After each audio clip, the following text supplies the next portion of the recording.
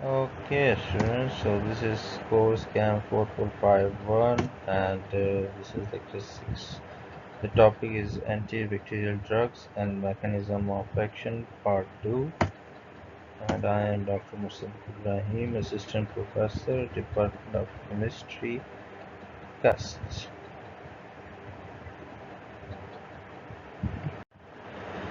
So the mechanism of action, one of the mechanism by which the antibiotics or drugs acting on bacteria is by inhibiting the protein synthesis. This is by inhibition of protein synthesis. So the ribosomes of the bacteria are the target of the antibiotics, which the antibiotics or antimicrobials bind, and as a result the ribosomes, they cannot perform their proper function, and so the protein synthesis process is stopped. So does the growth and production of the bacteria also stops.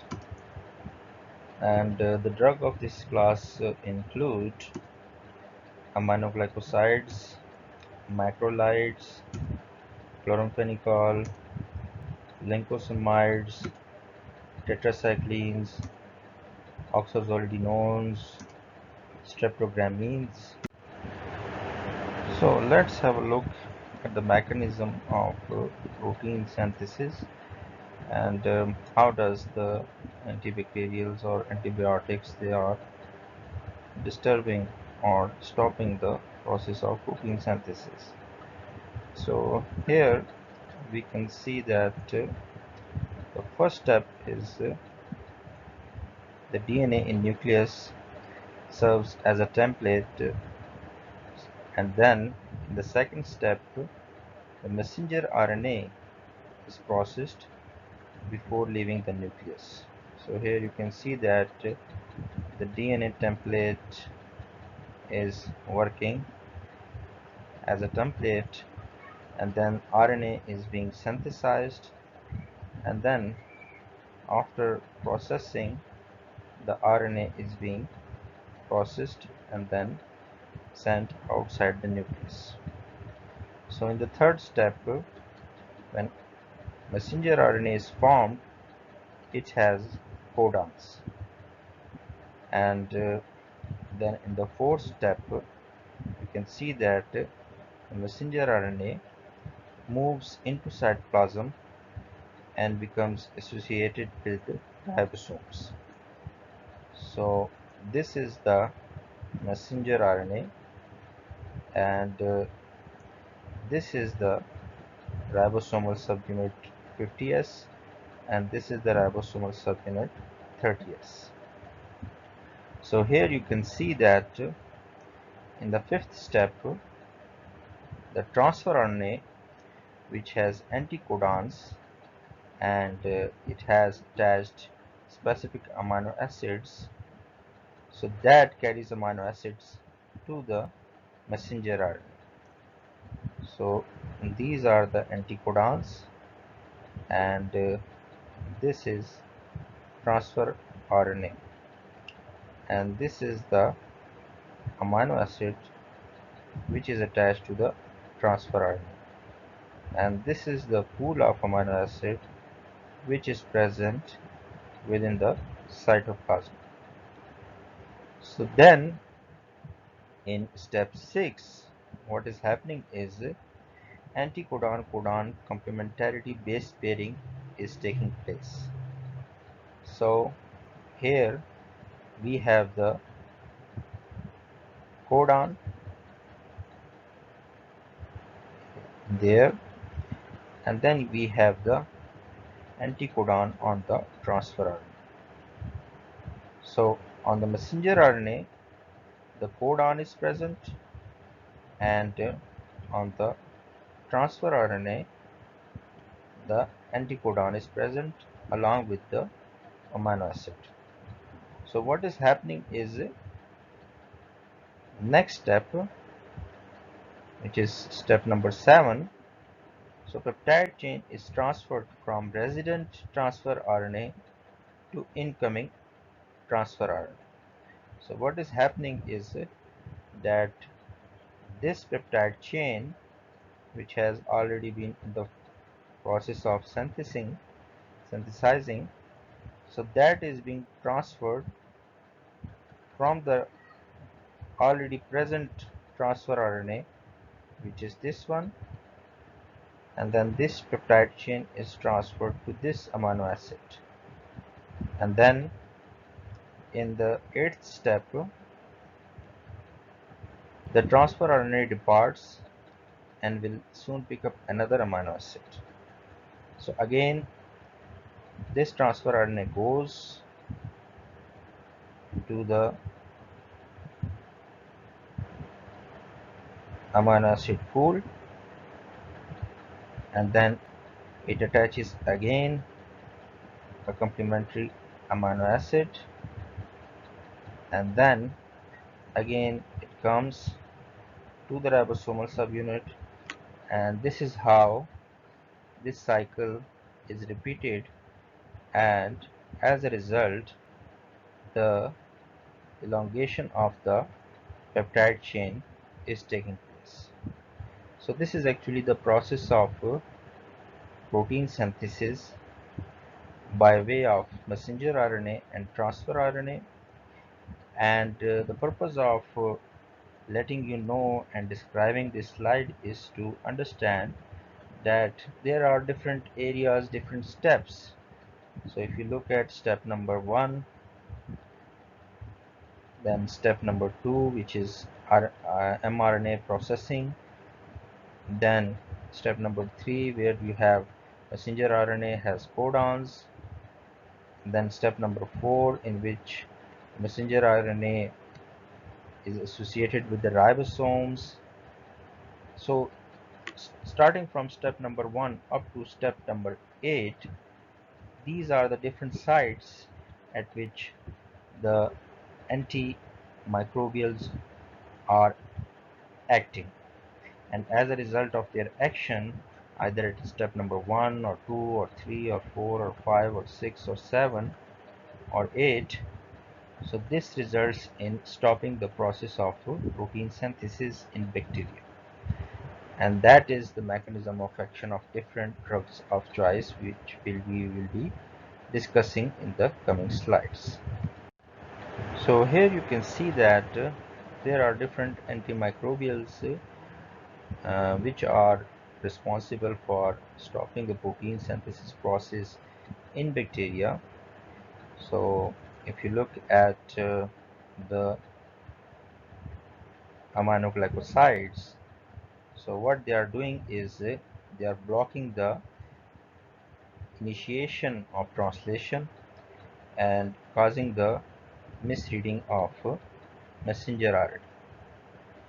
So the aminoglycosides, they attach themselves to the 30S ribosomal subunit of the ribosome, the bacteria, and they block the initiation process of protein synthesis, and as a result cause the misreading of messenger RNA.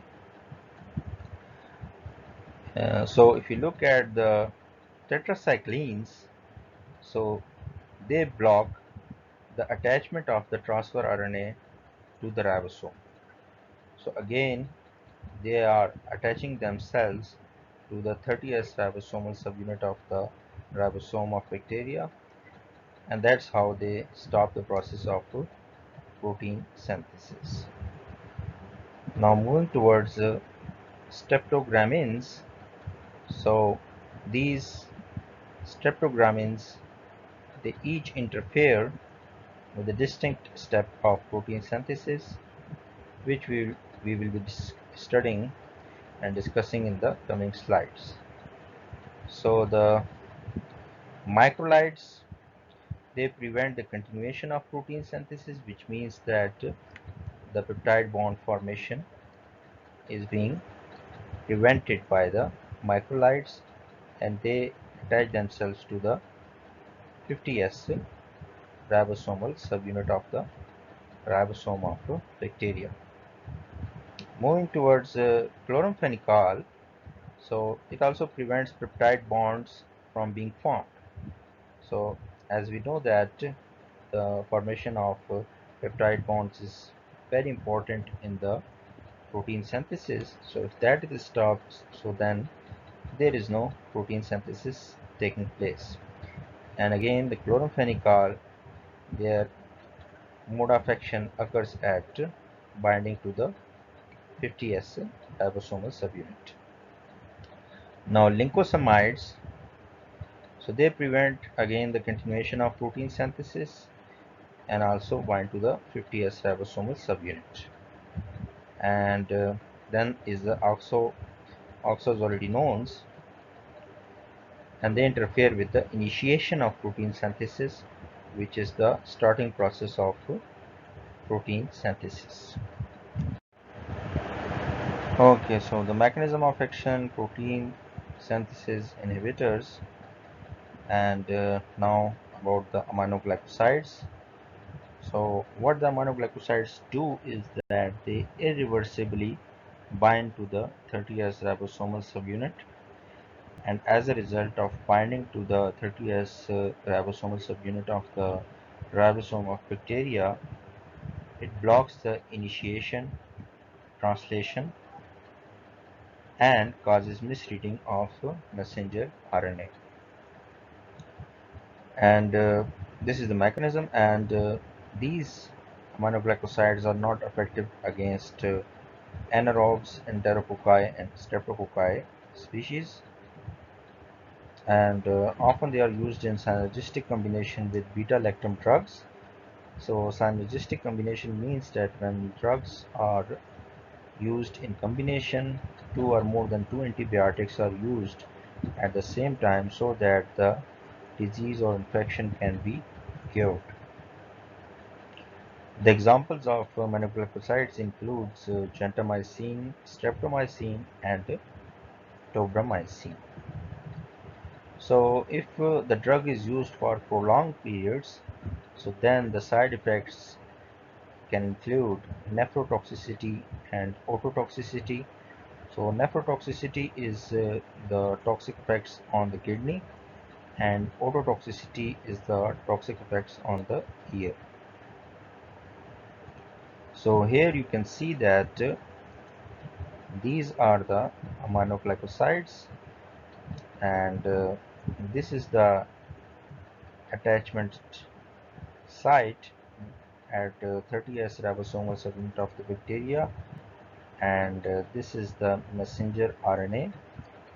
So as a result of attachment of these aminoglycosides at this very specific site of the 30S ribosomal subunit, so the initiation process and the translation process both are being stopped, and as a result the mRNA is misread and the protein synthesis which is taking place is not correct. So the correct protein synthesis is not taking place. Right, so the next one is tetracycline, and the mechanism of action of tetracycline is that they reversibly bind to the 30S ribosomal subunit of the ribosome of bacteria, and as a result of this binding, it blocks the attachment of transfer RNA to the ribosome. And when the attachment of transfer RNA to the ribosome is not taking place, so as a result, the protein synthesis continuation is being stopped. So these tetracyclines, these are narrow range and effective against certain gram-positive and gram-negative bacteria. So here you can see that these are the tetracycline sorry, and this is the site of attachment where they are attaching themselves to the 30S ribosomal subunit, and this is the messenger RNA, And as a result of this attachment of the tetracycline, the tRNA is blocked. So the transfer RNA, the incoming transfer RNA, it cannot attach itself, and as a result, the further process of protein synthesis continuation can no longer be happening, and as a result, the protein synthesis process is stopped. Right, so moving towards macrolides, so these antibiotics, they reversibly bind to the 50S ribosomal subunit of the ribosome of bacteria, and as a result of their binding, they prevent the continuation of protein synthesis. These macrolides are effective against a variety of gram-positive organisms, and these are often drug of choice for patients which are allergic to penicillin. So those patients who cannot use penicillin, so then they are being given macrolides. And the examples include erythromycin, clarithromycin, and azithromycin. So the resistance against these drugs can be developed by the bacteria through the modification of RNA target. So the target at which the antibiotic binds, so if that target is modified, then the drug can no more bind to the target. As a result, the resistance is developed against that specific drug by the bacteria. So here you can see that this is the examples of erythromycin. So it is binding at this site to the 50S ribosomal subunit of the ribosome of bacteria, and as a result, the ribosome is prevented from translocating. And this is the messenger RNA. So what is happening is that when the erythromycin has bound at this target site, so then this transfer RNA, it is not being able to get detached, and as a result, the incoming transfer RNA is also not able to go to the next stage, and as a result, the protein synthesis process is stopped. Right, so moving towards chloramphenicol, which is another antimicrobial drug whose mode of action is also by stopping the protein synthesis process. So the mechanism is by binding to the 50S ribosomal subunit of the ribosome of bacteria, and as a result preventing the peptide bond formation. And this chloramphenicol is wide spectrum antibiotic, which means that it is effective against a wide range of gram-positive and gram-negative bacteria. This is also considered to be a drug of last resort because when all the other drugs, they are not working, so then the chloramphenicol is administered to the patient. And sometimes a very dangerous side effect has been observed in patients who are using chloramphenicol, which is aplastic anemia, which is related to the deficiency and damaging of the red blood cells. So here you can see that this is the chloramphenicol, and it is attaching itself at this site and preventing the peptide bond formation between two amino acids, and as a result the protein synthesis process is stopped. Right, so now we are discussing the lincosamides. The example is clindamycin, and the mechanism of action of lincosamides is by binding to the 50S ribosomal subunit, and thereby preventing the continuation of protein synthesis. So this lincosamide, it inhibits a variety of gram-positive and gram-negative bacteria, and useful in treating infections from intestinal perforation. So the lincosamides, they are specifically used in intestinal infections when there is perforation taking place inside the intestines, and it is very effective against bacteroides fragilis and Clostridium difficile. Right, so there is a new class effective against beta-lactams and vancomycin resistant gram-positive forms.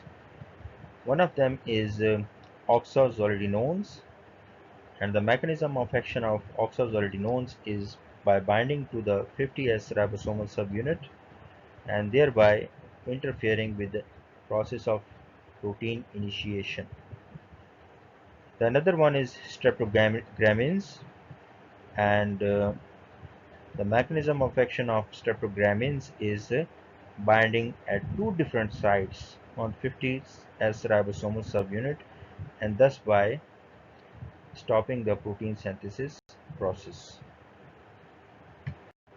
Right, now moving towards mechanisms of action. So some of the drugs, they stop the DNA replication process in bacteria, and thereby they stop the growth of the bacteria. So fluoroquinolones are the examples which stop the DNA replication process, and the process is inhibiting the action of topoisomerase DNA gyrase. So that is the enzyme which maintains the supercoiling of DNA, and as these fluoroquinolones, so they are responsible for the process of supercoiling, and as a result of fluoroquinolones, the supercoiling of DNA is not happening, and as a result the DNA replication is also not taking place. And these fluoroquinolones are broad spectrum antibiotics effective against a large variety of gram positive bacteria as well as gram negative bacteria. And the examples include ciprofloxacin, which is a very common antibiotic, as well as the ofloxacin. Sometimes the resistance is developed against these fluoroquinolones antibiotics due to the alteration of DNA gyrase. So the DNA gyrase, when there is alteration in the structure of the DNA gyrase, so then the fluoroquinolones, they can no longer bind to the DNA gyrase, and as a result the medicine or the antibiotic, it cannot work on the process of preventing the supercoiling of DNA, and as a result the medicine or the antibiotic is no more effective. So that is how the resistance is developed by certain bacteria against this antibiotic, which are fluoroquinolones. Right, so rifamycins are a class of antibiotics which stop the RNA synthesis of the bacteria, and their mechanism of action includes by blocking the RNA polymerase of the prokaryotic cells, so basically of the bacteria. So the RNA polymerase is blocked, and this RNA polymerase is responsible for the initiation of transcription, which is actually the conversion of DNA into RNA. So that is the mechanism of action of rifamycins, and it is most widely used among rifamycins is rifampin, and it's broad spectrum, effective against a variety of gram-positive bacteria as well as gram-negative bacteria, and some of the mycobacterium species as well. And the rifamycins are used for treating tuberculosis, meningitis, and Hansen disease. So some of the drugs, they inhibit certain metabolic pathways of the bacteria and thereby stopping the growth of the bacteria. So one of them is folate inhibitors, and the mode of action is to inhibit the production of folic acid. So that is how they are stopping the growth of the bacteria. So they mimic the PABA, which is stands for para-aminobenzoic acid, and the antimicrobials in this class include sulfonamides, trimethoprim, and human cells lack specific enzymes in folic acid pathway. Therefore, when the patient is taking that drug, so he is not being affected by this drug because this drug is only effective on the enzymes which are present in the metabolic pathways of the bacteria. So here you can see that this is the structure of the para-aminobenzoic acid, and this is the structure of the sulfanilamide, which is a sulfur drug.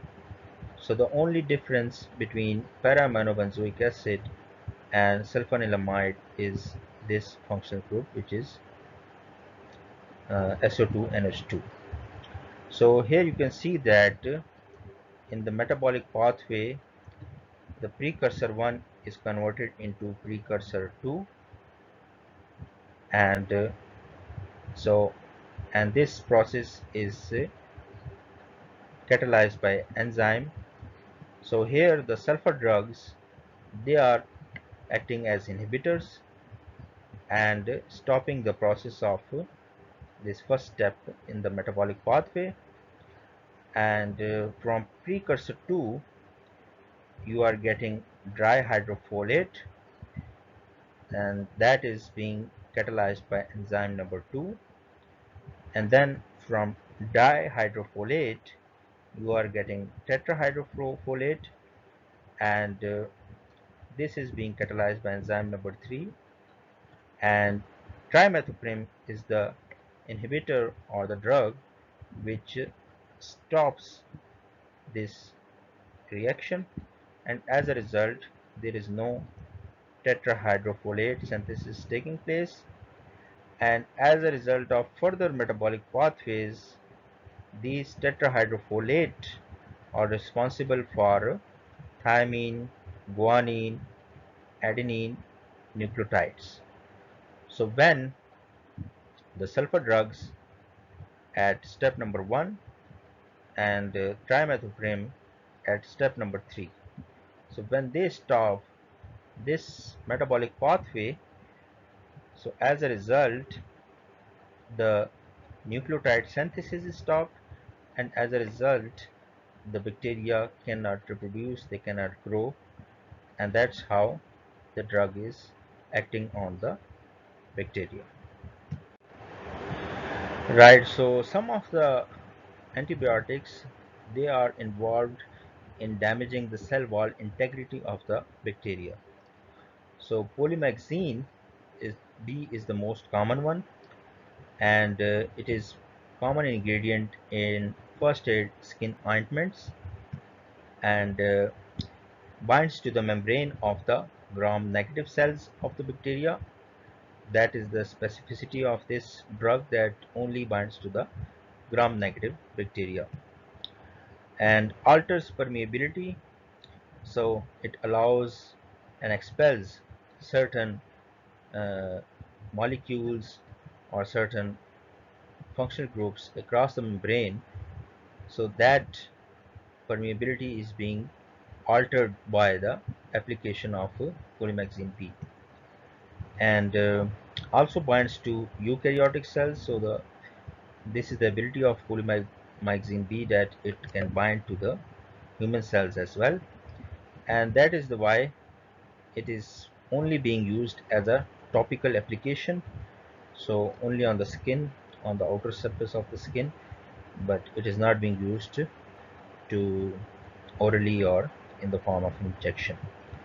So this is the process. So this is polymyxine B, and this is the cell wall of the bacteria, and this is the cell membrane.